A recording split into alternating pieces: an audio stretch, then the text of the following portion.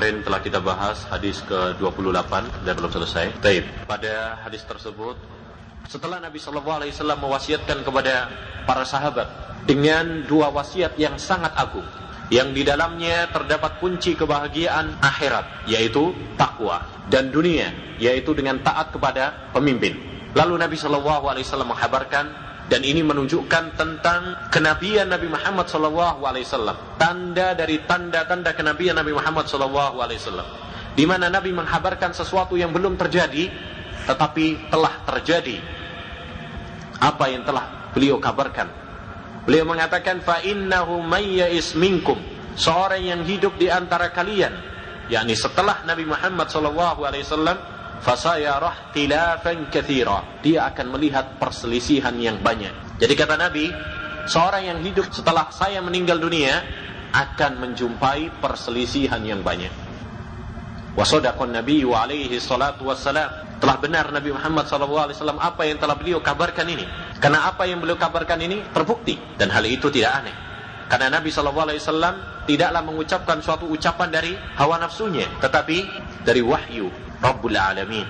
Wa ma yantiqu 'anil hawa in huwa illa wahyu yuha.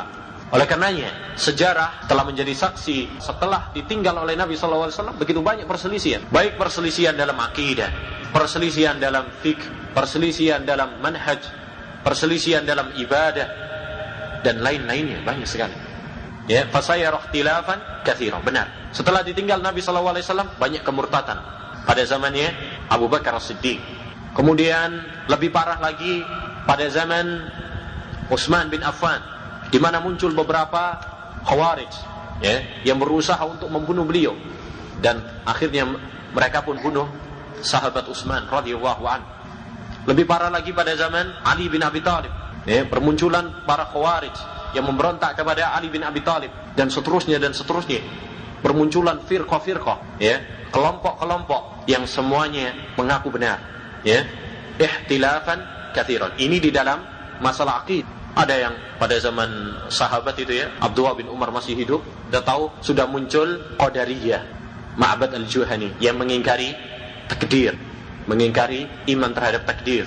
Muncul Khawarij, ya. Kemudian pada zaman tabi'in lebih banyak lagi, Jahmiyah, Mu'tazilah, Sufiyah. Kalau pada zaman kita sekarang ini nggak bisa dihitung. Dan ini telah terbukti dan disabdakan oleh Nabi SAW dalam hadis-hadis yang lain yang menghabarkan tentang perpecahan umat. Nabi bersabda dalam hadis yang sahih tentang perpecahan umat, ya, sataftariqu ummati ala 73 firqah. Umatku ini akan berpecah menjadi 73 golongan. Ini bukan suatu pembatasan, tapi yang paling pokok 73 golongan. Kulluha finnar, semuanya di neraka, illa wahidah, kecuali hanya satu golongan. Qalu man hiya ya Rasulullah, siapa dia ya Rasulullah? Satu golongan yang selamat tersebut, ma ana alaihi al-yauma wa ashab. Kata Nabi SAW, yaitu golongan yang berpegang teguh dengan sunnahku dan sunnah para sahabatku. Jadi apa yang beliau sabdakan adalah benar adanya, terbukti nyata, dan ini termasuk tanda kenabian Nabi SAW. Setelah itu Nabi SAW menyebutkan obatnya, yakni setelah Nabi SAW menghabarkan tentang penyakit, suatu musibah. Apa musibah tersebut? Perpecahan umat. Perpecahan umat ini adalah musibah dan penyakit, karena Allah Subhanahu wa taala telah melarang perpecahan dan perselisihan. Wala takunu minal musyrikin minal ladzina farraqu dinahum wa kanu syi'a. Dan Allah Subhanahu wa taala berfirman, wa'tasimu bihablillahi jami'an wa la tafarraqu. Berpegang teguhlah kalian dengan kitab Allah, dengan tali Allah Subhanahu wa taala, dan kalian jangan berpecah belah. Tatkala umat ini telah berpecah belah, maka ini adalah suatu musibah. Bagaimana solusinya? Nabi menghabarkan, fa'alaikum bisunnati wa sunnatil khulafa'ir rasyidin al-mahdiyyin. Kalau kalian mendapatkan perselisihan dan perpecahan, ya, obatnya apa? Alaikum bisunnati. Wajib bagi kalian berpegang teguh dengan sunnahku. Wa sunnatil khulafa'ir rasyidin al-mahdiyyin, dan sunnahnya para khalifah ar-rasyidin al-mahdiyyin. Ar-rasyidin yaitu yang cerdas, al-mahdiyyin yang mendapatkan petunjuk, ya. Jadi ini obatnya. Ini sikap yang benar yang hendaknya dilakukan oleh seorang muslim tatkala menghadapi fitnah, perpecahan dan perselisihan, yaitu berpegang teguh dengan sunnah Nabi dan sunnah para sahabat Nabi Muhammad sallallahu alaihi wasallam. Baik, fa'alaikum bisunnati, sunnati, sunnahnya Nabi Muhammad sallallahu alaihi wasallam. Apa sunnahnya di sini? Apa yang dimaksud dengan sunnah Nabi Muhammad sallallahu alaihi wasallam di sini? Apakah yang dimaksud dengan sunnah di sini adalah sunnah dalam istilah fikih? Kalau dilakukan dapat pahala, kalau ditinggalkan tidak berdosa. Apa itu yang dimaksud? Tidak. Itu adalah istilah baru, istilah ahli fikih belakangan. Kita harus ingat kata sunnah dalam definisi para qoha ahli fikih, yaitu kalau dilakukan mendapatkan pahala, kalau ditinggalkan tidak mendapatkan dosa. Ini adalah istilah yang baru, istilah yang baru.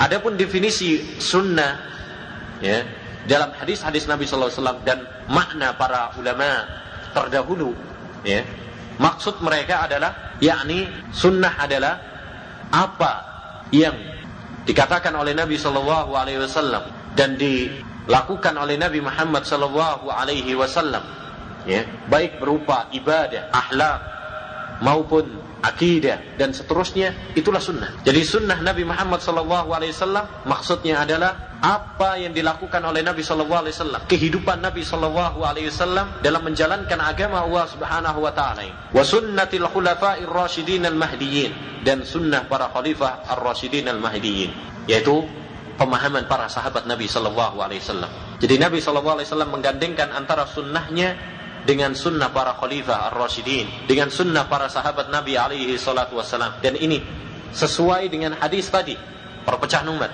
yaitu apa? Ma ana alaihi al-yauma wa ashabi, yaitu golongan yang berpegang teguh dengan sunnahku dan sunnah para sahabatku. Jadi makna al-khulafa ar-rasyidin adalah para sahabat Nabi Muhammad sallallahu alaihi wasallam. Addu 'alaiha bin nawajid, gigitlah sunnah tersebut bin nawajid, dengan apa? Gigi geraham. An-nawajid, gigi geraham. Ini adalah kata kinayah. Hendaknya kita berpegang teguh dengan sunnah Nabi sallallahu alaihi wasallam ini dengan kuat.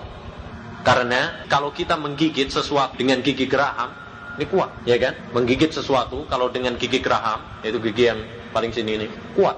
Tapi kalau bagian depan sini, gigit sesuatu dengan gigi depan ini, aduh, cepat copot, nggak kuat. Jadi adzu 'alaiha bin nawajid, ini adalah isyarat dari Nabi sallallahu alaihi wasallam bahwa hendaknya kita di dalam berpegang teguh kepada sunnah Nabi ini, berpegang teguhnya dengan kuat, jangan lemah sehingga mudah tergoyahkan.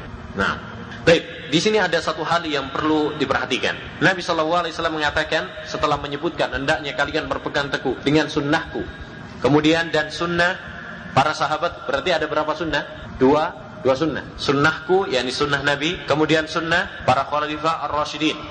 Baik. Setelah itu mengatakan adzu 'alaiha, gigitlah. Ha.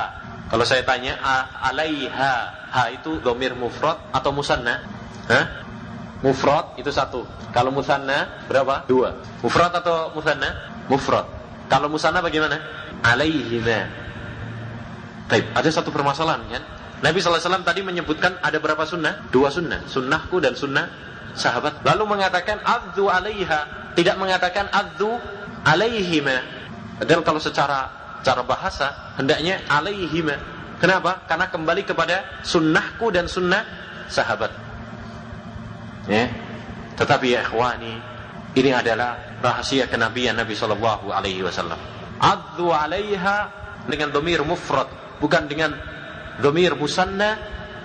Kenapa? Karena sunnah Nabi sallallahu alaihi wasallam adalah sunnah para sahabat, dan sunnah para sahabat adalah sunnah Nabi sallallahu alaihi wasallam. Tidak ada bedanya.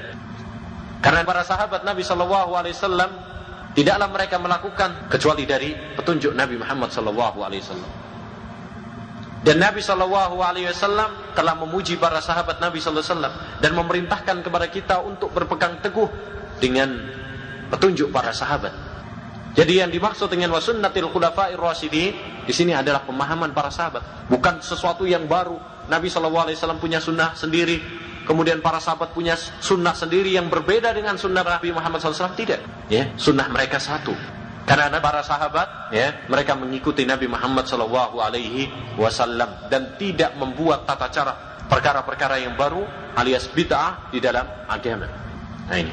Baik. Wa iyyakum, setelah itu, setelah Nabi Muhammad SAW memerintahkan kepada kita agar berpegang teguh dengan sunnah Nabi SAW dengan kuat, ya.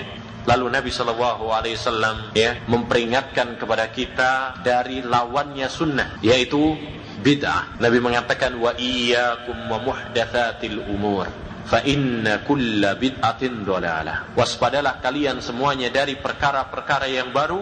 Muhdatsat itu adalah perkara yang baru. Muhdats, perkara yang baru, yakni di dalam agama. Saya katakan agama untuk mengeluarkan perkara dunia.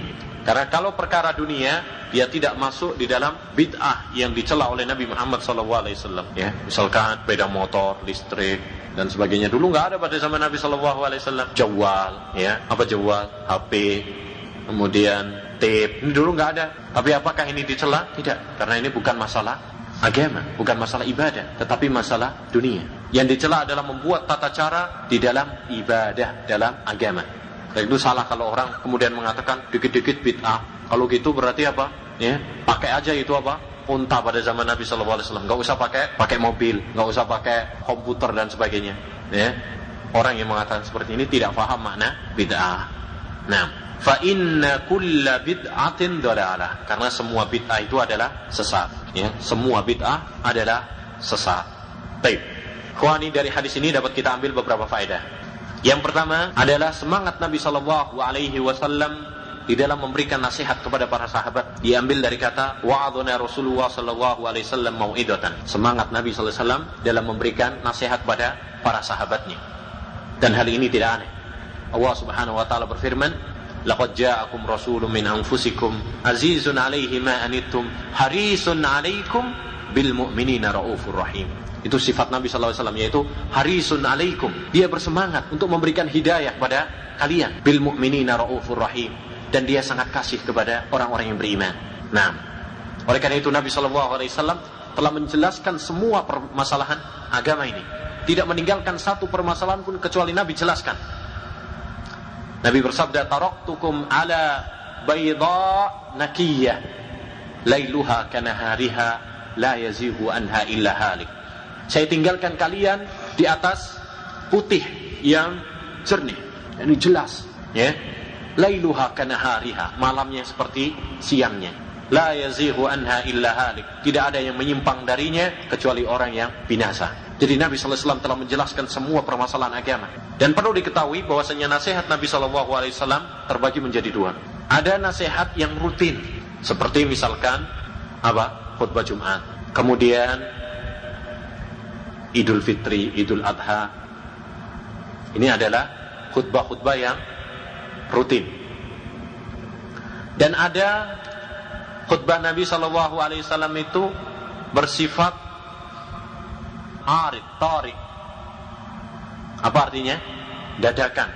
Yani ketika ada sesuatu hal yang perlu diberi nasihat, diberi teguran, maka Nabi SAW memberikan khutbah.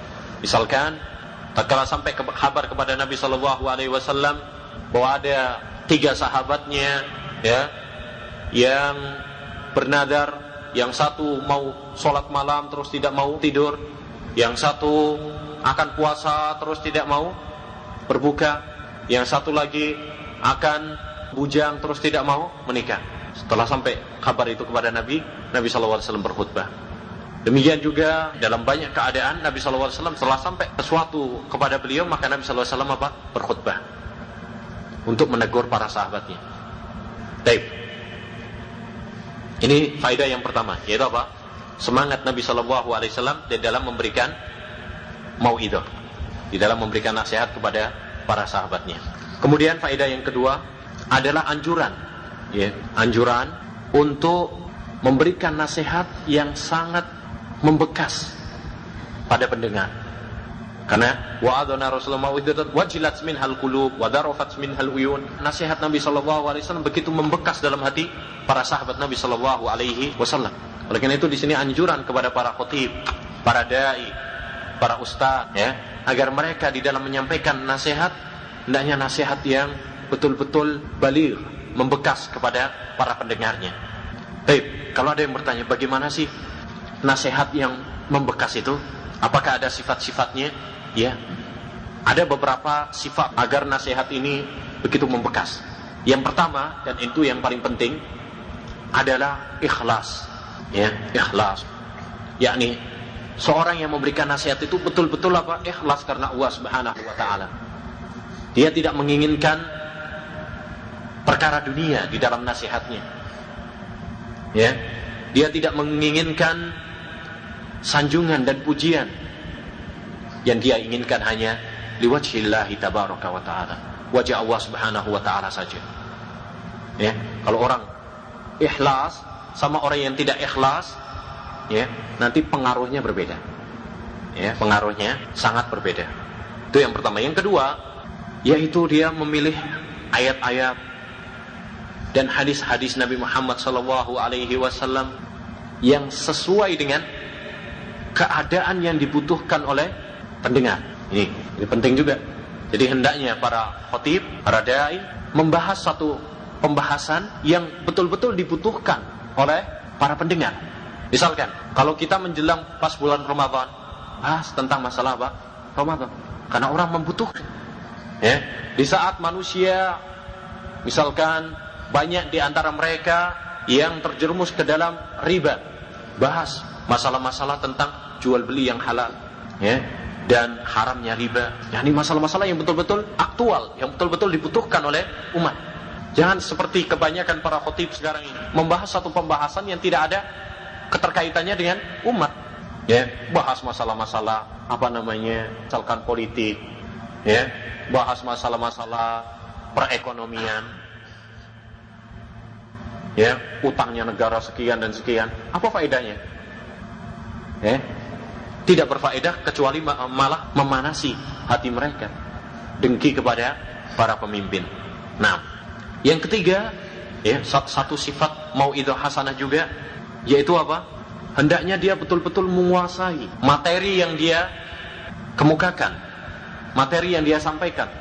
Beda seorang yang menyampaikan sesuatu yang dia hanya sekedar hafal gitu aja, nyontek di buku, sama yang betul-betul dia apa?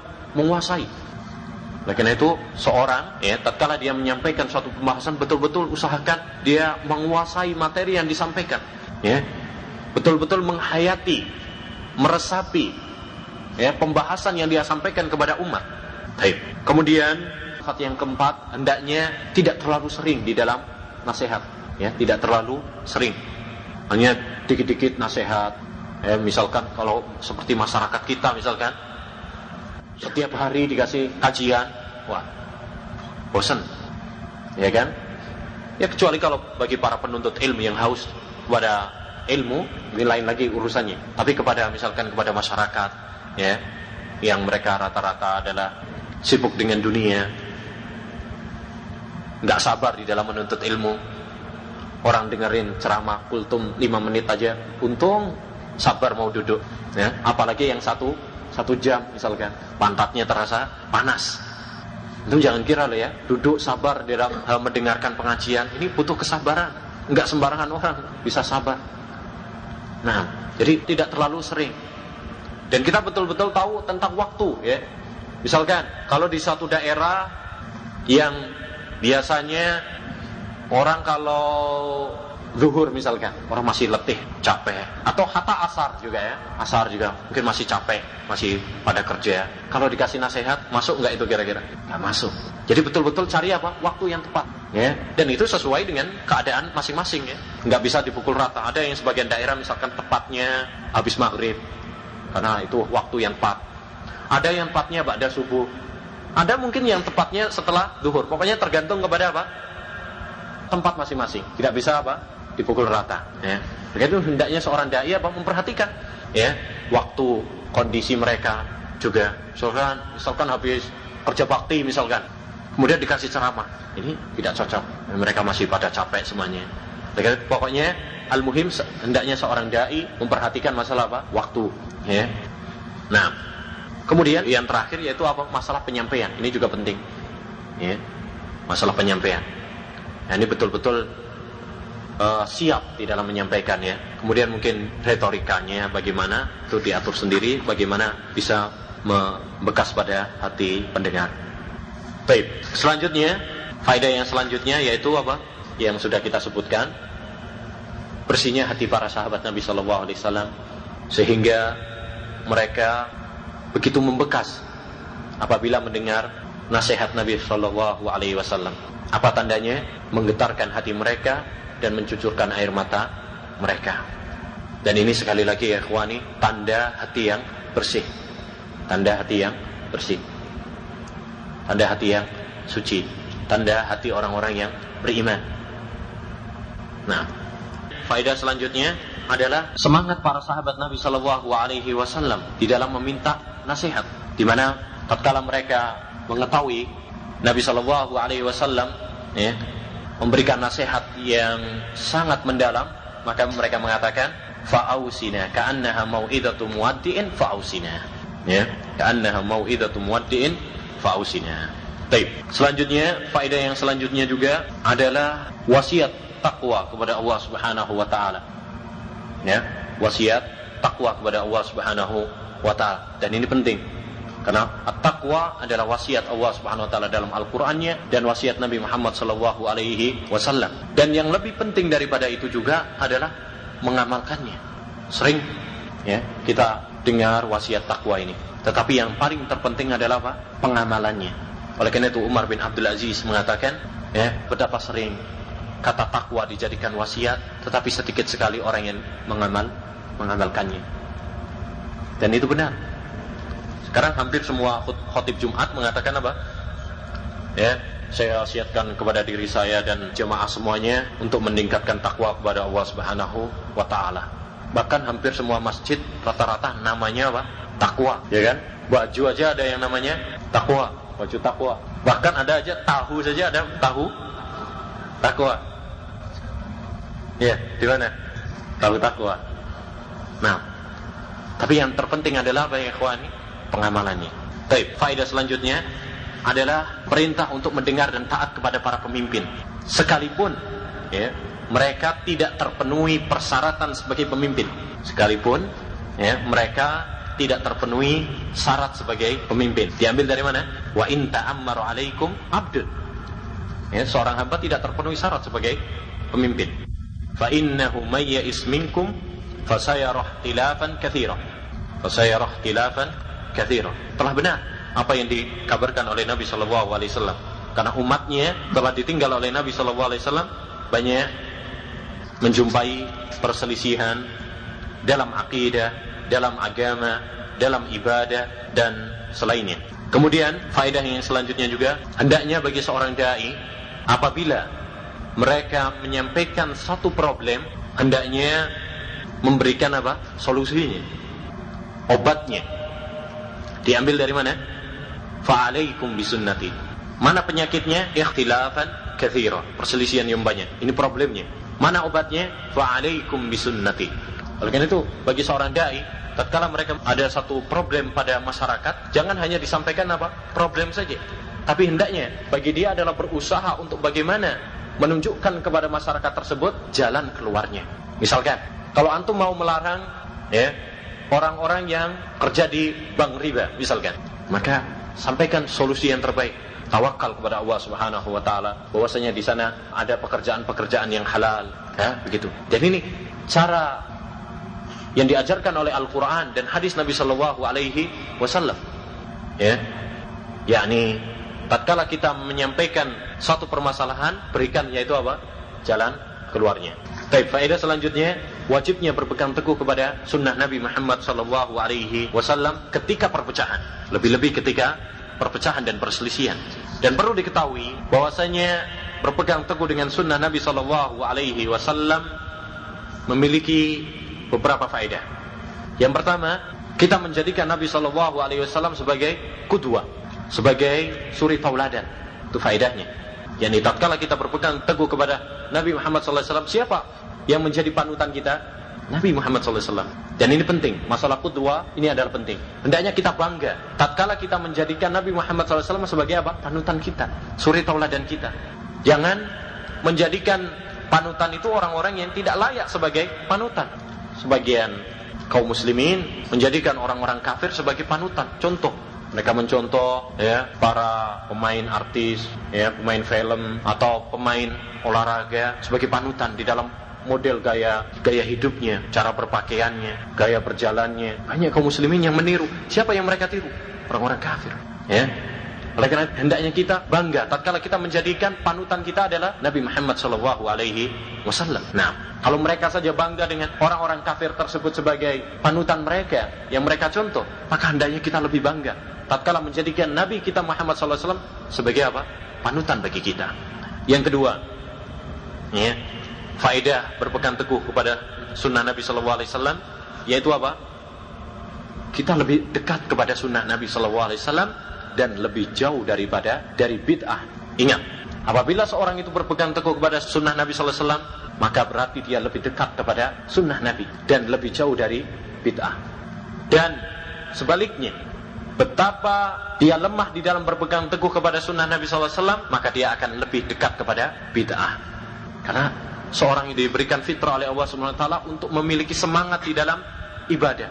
Kalau dia tidak semangat di dalam berpegang teguh kepada sunnah Nabi SAW, maka dia akan mencari jalan-jalan yang lain. Dan tidak ada setelah petunjuk kecuali apa? Kesesatan. Kalau orang tidak memilih petunjuk, maka dia akan terjerumus di dalam kesesatan dan hawa nafsu. Baik. Yang ketiga adalah kita memiliki hujjah, ya, di hadapan Allah Subhanahu wa taala dan hujjah di hadapan masyarakat apabila mereka mengucilkannya. Yakni hujjah di hadapan Allah Subhanahu wa taala maksudnya bagaimana? Jadi tatkala Allah Subhanahu wa taala bertanya kepada kamu, "Wa madza ajabtumul mursalin?" Ada dua pertanyaan nanti yang akan diberikan oleh Allah Subhanahu wa taala. "Madza kuntum ta'budun wa madza ajabtumul mursalin?" Apa yang kalian sembah dan apa yang kalian lakukan dengan para rasul? Apa yang kalian sembah? Jawabannya dengan apa? Syahadat la ilaha illallah, yaitu mentauhidkan Allah Subhanahu wa taala. Wa madza ajabtumul mursalin? Jawabannya yaitu dengan syahadat Muhammad Rasulullah. Nah, yakni tatkala Allah Subhanahu wa taala mengatakan kepada kita nanti pada hari kiamat, apa yang kamu lakukan terhadap Nabi Muhammad SAW? Jawaban kita, saya menjadikan dia adalah sebagai panutan saya. Kenapa kamu melakukan seperti ini? Karena saya mencontoh Nabi Muhammad SAW. Ya, demikian juga hujjah di hadapan manusia. Tatkala orang mengingkari kamu, misalkan, ya, kok misalkan ada yang bertanya, "Mas, sampean dari aliran mana? Kok memelihara jenggot sih? Ya, bukannya itu niru teroris?" Misalkan. Kalau kamu memiliki hujjah, ya, memiliki sunnah Nabi Muhammad SAW, kamu bisa menjawab, saya ini enggak nyontoh siapa-siapa, tapi mencontoh Nabi Muhammad SAW. Nabi memerintahkan begini, saya taat. Sekalipun manusia apa? Mengingat, kamu punya hujjah, punya alasan. Dan ini yang menjadikan seorang itu mantap di dalam agama. Ya, seorang itu mantap di dalam agamanya, tidak tergoyahkan oleh ocehan orang, kalau dia memiliki apa? Keyakinan yang kuat di dalam berpegang teguh kepada sunnah Nabi SAW. Dia memiliki ilmu. Adapun kalau nggak punya ilmu, udah baru diomongin orang sudah langsung apa? Luntur. Baru dibilangin mungkin besok sudah langsung apa? Masuk kamar cukur jenggotnya. Itu orang yang tidak apa? Yang tidak kuat. Tapi kalau dia memiliki hujjah, memiliki kekuatan ilmu, maka ocehan orang tidak dianggap. Kata Nabi SAW, la yadurruhum man khadalahum wala man khalafahum tayati amrullah. Tidak memadaratkan mereka orang yang mencemooh mereka, orang yang mencela mereka. Nah, baik. Yang keempat, faedah berpegang teguh kepada sunnah Nabi sallallahu alaihi wasallam adalah kita bertambah cinta kepada Nabi sallallahu alaihi wasallam. Cinta kepada Nabi sallallahu alaihi wasallam. Allah berfirman, "Qul in kuntum tuhibbuna Allaha fattabi'uni yuhibbukumullah wa yaghfir lakum dzunubakum." Nah, kalau kalian cinta kepada Allah Subhanahu wa taala, ikutilah saya. Yaitu mengikuti siapa? Nabi Muhammad sallallahu alaihi wasallam. Baik. Faedah selanjutnya adalah berpegang teguh kepada sunnah Nabi sallallahu alaihi wasallam ini hendaknya dengan kuat. Diambil dari addu 'alaiha bin nawajid. Addu 'alaiha bin nawajid, dengan gigi geraham. Yang ini merupakan isyarat agar kita di dalam berpegang teguh dengan sunnah Nabi sallallahu alaihi wasallam ini hendaknya kuat. Kalau enggak kuat, apa yang terjadi? Lepas. Apalagi pada zaman kita sekarang ini, ya, kalau kita tidak kuat, wallahi ya ikhwani, ya, betapa banyak fitnah-fitnah dan betapa banyak fitnah syubhat dan syahwat. Kalau kita tidak kuat di dalam berpegang teguh dengan sunnah Nabi sallallahu alaihi wasallam, akan mudah seorang itu apa? Berubah.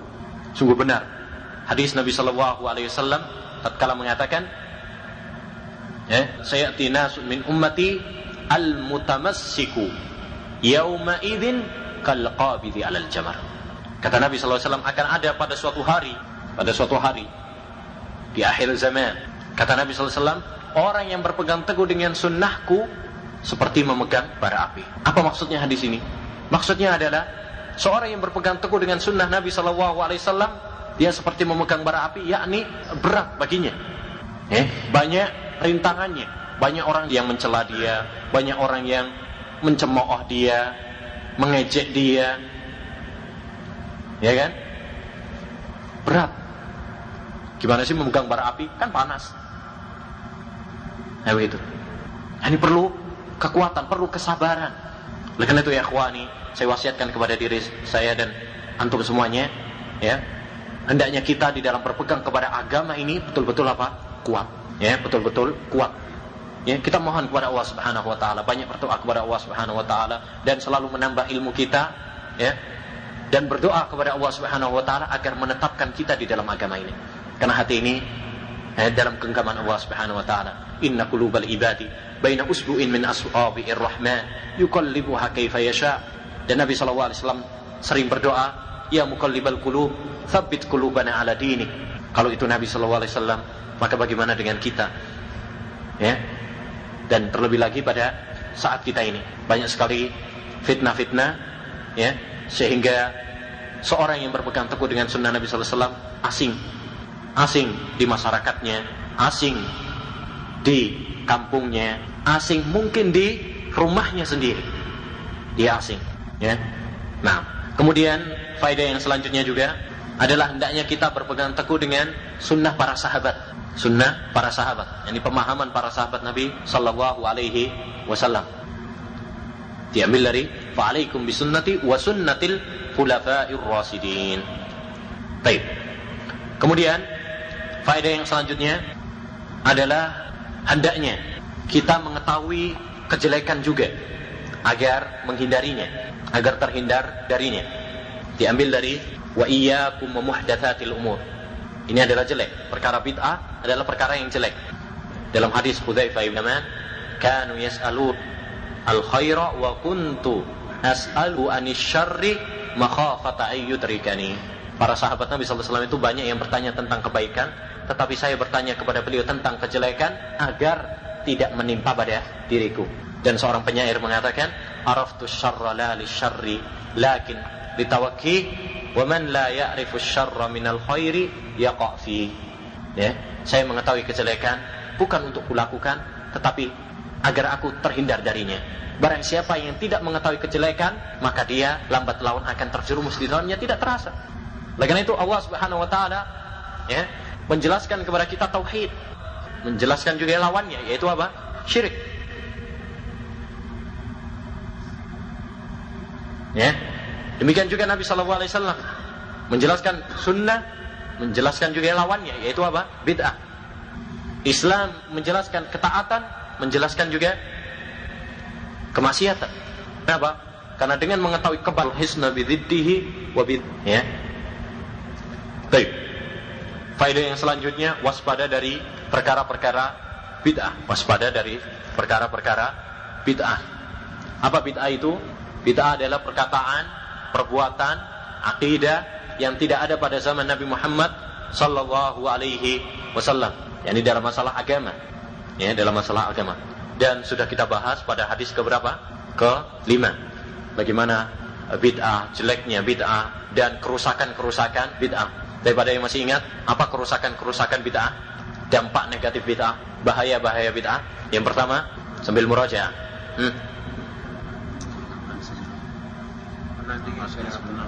Menandingi syariat Allah Subhanahu wa taala. Naam.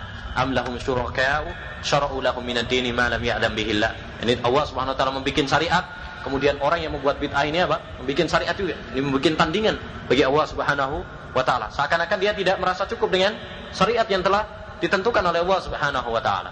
Yang pertama, yang kedua, apa dulu sih? Memecah belah umat. Naam. Bid'ah ini memecah belah umat. Wala takunu minal musyrikin minal ladzina farraqu dinahum wa kanu syi'a. Itu adalah ahlul bid'ah. Itu bid'ah itu adalah memecah belah umat. Nah, yang ketiga, menjadikan agama ini apa? Jelek. Nah, bid'ah ini menjadikan agama ini malah jelek, bukan tambah bagus. Karena agama ini telah sempurna, kalau ditambahi malah apa? Bagus atau apa jelek? Tambah jelek. Sesuatu yang sudah sempurna kok ditambahin, itu malah jelek. Apa kata peribahasa dalam bahasa Arab? Asy-syai'u idza zada an haddihi inqalaba ila diddi. Sesuatu itu kalau lebih dari batasnya malah sebaliknya malahan. Yakni seperti minuman ini, kalau sudah pas kok masih ditambahin, maka apa? Luber kan? Malah jelek. Antum masak atau bikin teh, pasnya gulanya itu 3 misalkan, 3 sendok pasnya. Malah kemanisan, dikasih 5 misalkan. Malah nggak enak. Itu bikin sayur, garamnya biasanya 1 sendok, sudah pas itu sudah. Kalau kebanyakan, malah bagus apa malah jelek? Malah jelek. Jadi sesuatu yang sudah bagus, kalau ditambahi bukan malah bagus. Kunci, misalkan pintu itu pasnya nomor 7 misalkan. Wah, biar mantep kasih nomor 10 aja. Masuk malah nggak masuk. Jadi syariat itu sudah sempurna, sudah pas. Kalau ditambahi malah nggak masuk, nggak diterima oleh Allah Subhanahu wa taala. Man amila amalan laisa alaihi amruna fahuwa radd. Baik. Yang keempat, Naam. Ya, bid'ah itu kalau dilakukan maka mematikan sunnah. Oleh karena itu Hasan Ibnu Atiyah mengatakan, tidaklah suatu kaum itu melakukan suatu bid'ahan kecuali mereka mematikan sunnah. Mematikan sunnah. Dan itu kenyataan. Lihat orang-orang yang ahlul bid'ah, orang-orang yang pecandu bid'ah, yang biasanya gemar melakukan bid'ah, malas melakukan apa? Sunnah. Dan orang yang berpegang teguh dengan sunnah, ya, alergi terhadap bid'ah. Orang yang cinta dengan bid'ah, dia akan alergi terhadap sunnah. Dan itu kenyataan. Lihat orang-orang ahlul bid'ah, yang mereka biasanya kalau perayaan-perayaan, ya, sampai larut malam, ya, subuhnya bagaimana? Kecapean. Untung kalau masih sholat subuh, kadang bablas. Nah, baik. Ada lagi? Ini yang paling penting. Yaitu apa? Mendustakan firman Allah Subhanahu wa taala, "Al-yauma akmaltu lakum dinakum wa atmamtu 'alaikum ni'mati wa raditu lakumul Islama dinan." Mendustakan firman Allah karena Allah Subhanahu wa taala telah mengatakan agama ini sempurna. Kalau ada orang yang melakukan bid'ah, seakan-akan dia mengatakan, "Oh, agama ini belum sempurna." Seakan-akan. Tapi tidak ada orang yang mengatakan seperti itu, ya. Terus terang mengatakan agama ini belum sempurna, saya kira nggak ada yang berani mengatakan seperti itu. Tapi keadaan dia, konsekuensi dari perbuatannya, tatkala dia menambahi perkara-perkara baru dalam agama ini, konsekuensinya adalah dia mengatakan agama ini belum sempurna. Kalau dia meyakini bahwasanya agama ini telah sempurna, ngapain dia nambah-nambahi sesuatu yang sudah sempurna ini aja? Kalau kita sibukkan diri kita dengan sesuatu yang telah disyariatkan oleh Allah Subhanahu wa taala ini, kita sudah sibuk. Banyak sekali amalan-amalan yang disyariatkan. Ngapain kemudian kita apa? Menyibukkan dengan sesuatu yang tidak disyariatkan. Baik. Kemudian yang paling penting juga, dampak negatif dari bid'ah adalah menuduh Nabi Muhammad SAW dengan 2 sifat yang sama-sama pahit. Yaitu apa? Dengan sifat jahil. Nabi tidak mengetahui syariat tersebut. Atau sifat yang kedua yaitu apa? Khianat. Nabi menyembunyikan syariat. Yakni, kalau antum berjumpa dengan orang yang melakukan bid'ah, antum tanya, apakah Nabi SAW dan para sahabatnya mengetahuinya? Apa jawaban dia?